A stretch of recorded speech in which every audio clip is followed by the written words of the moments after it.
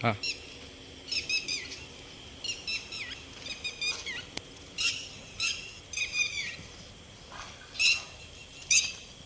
जय माताजी, जय द्वारकाधीश, जय गौ माता। हूँ छूँ छत्राला गामथी, तालुको ડીસા, जिल्लो बनासकांठा। આપણો રાજેશ પંચાલ અમે બનાવવા જઈ રહ્યા છીએ ગૌશાળા। તો મિત્રો, તમારી મદદથી આ ગૌશાળાને મોટી નિર્માણ કરવા જઈ રહ્યા છીએ, તો તમારો સાથ અને સહકાર જોઈએ છે મિત્રો। આ બધી રખડતી ભટકતી બીમાર ગૌ માતાઓ છે અને અહીંયા અમે 50 થી 70 કિલોમીટર 100 કિલોમીટર રેન્જથી ગાયો લાવી અને સેવા કરી રહ્યા છીએ। તો મિત્રો, તમે જોઈ શકો છો આ કેટલી ગાયો છે। અહીંયા 230થી વધારે ગાયો છે, બીમાર ગૌ માતા છે। અને હર હંમેશ તમે ફૂલ નહીં તો ફૂલની પાંખડી અમને મદદ કરી શકો। અહીંયા તાત્કાલિક એમ્બ્યુલન્સ એટલે કે ગાડીની જરૂર છે।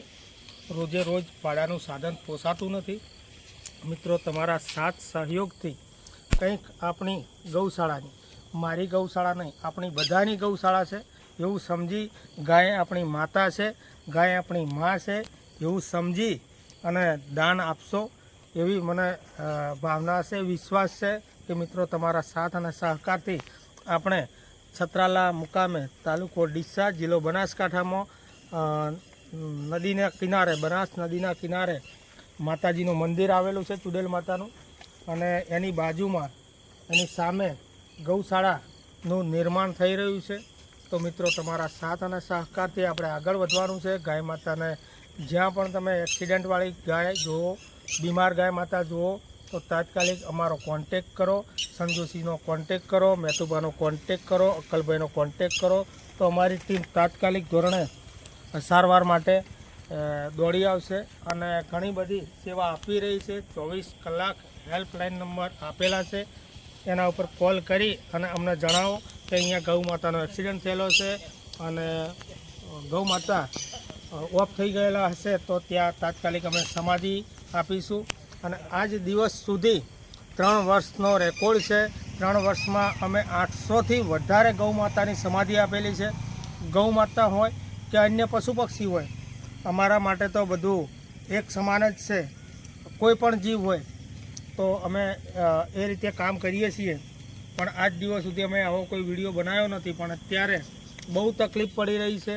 અમારી જોડે પેમેન્ટ નથી, જે પણ લોકફાળાથી પેમેન્ટ આવે છે એનું અમે સમાધિમાં વાપરીએ છીએ અને બીમાર ગૌ માતા માટે પણ વાપરીએ છીએ। તો અમુક અમારા ડૉક્ટર સાહેબ એવા પિન્ટુભાઈ તાત્કાલિક ધોરણે આવી અને ગાયોની સારવાર કરે છે। મોસ્ટ ઓફલી તો એવું છે કે ડીસાની આજુબાજુમાં જે પણ ગાય બીમાર હોય છે તો અમારી પર તાત્કાલિક કોલ આવે છે। જે સમજુ ભાઈઓ છે કોલ કરે છે, અમુક તો ચાલ્યા જતા હોય એટલે કોલ પણ નથી કરતા, પણ અમારો જ્યાં જ્યાં કોન્ટેક થાય છે ત્યાંથી અમે ગૌ માતાને લાવી અને અહીંયા જીવદયાનો વગડો ગૌશાળા છત્રાલામાં સારવાર કરે છે। બહુ સરસ સારવાર છે। તમે રૂબરૂ આવી વિઝિટ કરો, તમને ગમે પછી દાન અર્પણ કરી શકો છો। મિત્રો, આ વિડીયોને વધુમાં વધુ શેર કરો। આપણી 2 ચેનલ છે, જીવદયાનો વગડો, રાજેશટી પંચાલ અને સંજુસિંહ સોલંકી, અને અમારી સાથે સેવામાં હર હંમેશ મેતુસિંહ ફૂલજી સોલંકી જોડાયેલા છે, અક્કલભાઈ પણ જોડાયેલા છે। હર હંમેશ અક્કલભાઈ એમનું વાહન લઈ અને ગમે ત્યાં બીમાર ગૌ માતા હોય ત્યાં આવી પહોંચે છે તાત્કાલિક ધોરણે, એમનું ઘરનું કામકાજ મૂકી અને ગાયો માટે દોડી આવે છે। તો બસ હું આટલું જ કહું છું, વધારે સંજુભાઈ કહેશે અમને। મિત્રો, સંજુભાજી બોલે એ ધ્યાનથી સાંભળજો, સાંભળ્યા જેવું છે। જય ગૌ માતા મિત્રો।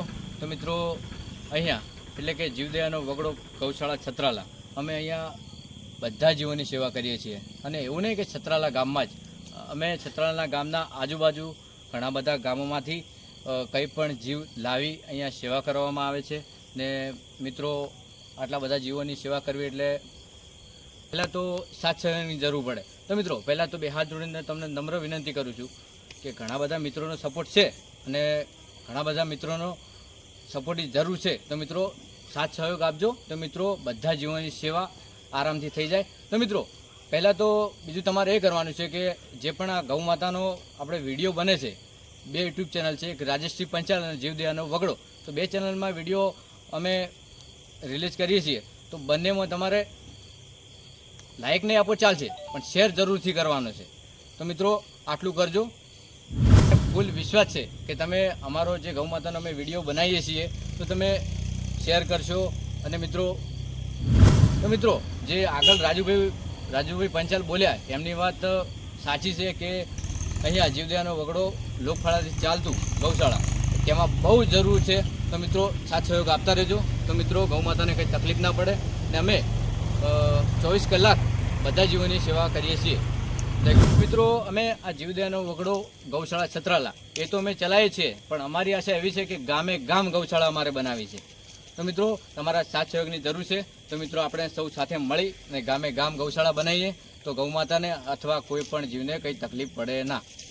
મિત્રો પહેલી વાત તો એ કે જે આગળ રાજુભાઈ પંચાલ બોલ્યા એમની બધી જ વાત એકદમ સાચી વાત છે. તો મિત્રો એ રાજુભાઈ પંચાલ મોટાભાઈ એટલે કે પંચાલ થઈને લડી રહ્યા છે. તો હું તો એક દરબાર છું અને ઘણા બધા અમારા છત્રાલા ગામમાં પણ દરબાર સમાજ છે, તો ઘણા બધા સમાજો છે. તો મિત્રો સૌ સાથે મળીને આપણે ગૌશાળા આગળ વધારીએ એવી હું આશા રાખું છું. તો ગામે ગામ આપણા ગૌશાળાની આશા છે કે ગૌ માતાને કંઈ તકલીફ ના પડે. મિત્રો હું પંચાલ છું. તમે બધા લગભગ મોસ્ટ ઓફલી મને ઓળખતા જ હશો. રાજેશ પંચાલ મારું નામ છે. પણ હું અત્યારે જે બોલી રહ્યો છું એ હાવજો એટલે કે દરબારો, ક્ષત્રિયો ના લીધે બોલી રહ્યો છું. મને બહુ સાથ અને સહકાર છે આજુબાજુના ગામડાઓમાંથી, મારા ગામમાંથી, છત્રાલામાંથી પૂરેપૂરો મને સાથ અને સહકાર છે કે રાજેશભાઈ પંચાલ તમે એકલા નથી, અમે દરબારો તમારી સાથે છીએ. તમે ગાય માતા માટે આટલું બધું કરી રહ્યા છો, આટલું બધું લડી રહ્યા છો, તો હર હંમેશ અમે હાવજો તમારી સાથે છીએ.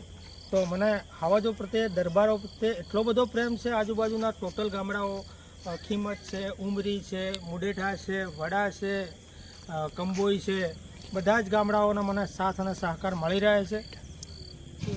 મુડેઠા, અરણીવાડા, શેખ આમ જોઉં તો અમદાવાદ છે, ખેડા છે, પૂરા ગુજરાતમાંથી મહિપતસિંહ ચૌહાણ છે, મિલનસિંહ બાપુ છે, અવનીભા પરમાર છે, લખનભાઈ દરબાર છે, રાજ શેખાવત સાહેબ છે, ટોટલ ને હું મળી આવ્યો છું. અને બધાએ મને કીધેલું છે કંઈ પણ જરૂર પડે ગમે ત્યારે એની ટાઈમ અમારો કોન્ટેક કરજો, અમે હર હંમેશ તમારી સાથે છીએ. તો હું એકલો તો ગયો નહોતો, બધી મારી ટીમ એટલે કે આપણી ટીમ સાથે લઈને ગયો હતો અને બધાએ પણ હાથ મિલાવી અને અમારું ત્યાં સ્વાગત પણ કર્યું હતું. સ્વાગત કરવા બદલ એમનો ખૂબ ખૂબ આભાર. તો મિત્રો જય હિન્દ, જય ભારત, જય ગૌ માતા.